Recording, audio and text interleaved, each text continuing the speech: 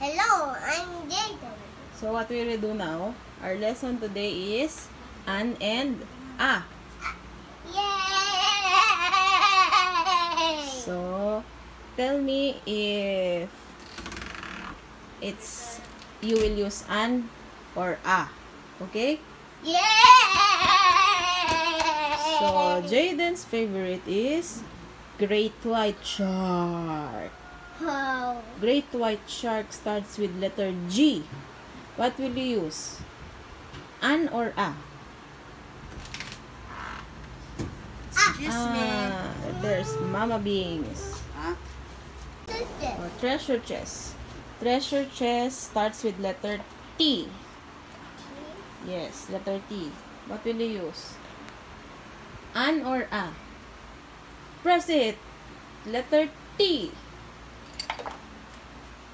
Very good. A treasure chest. Next.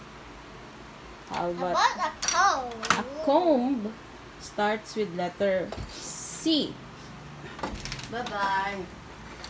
Comb starts with letter C. Yes. Oh, what will you use? Very good. How about... It's only gun. Oh, it's gun. The letter A is gun. How about you? How about egg? I don't have eggs. Yeah, it's okay. Egg starts with letter E.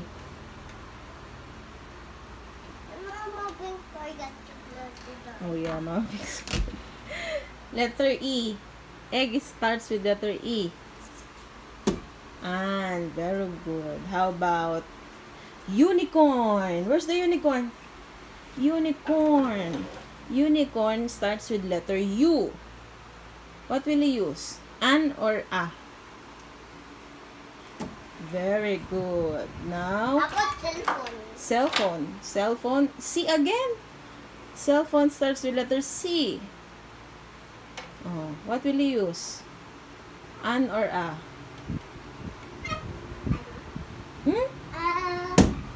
Okay. Now, how about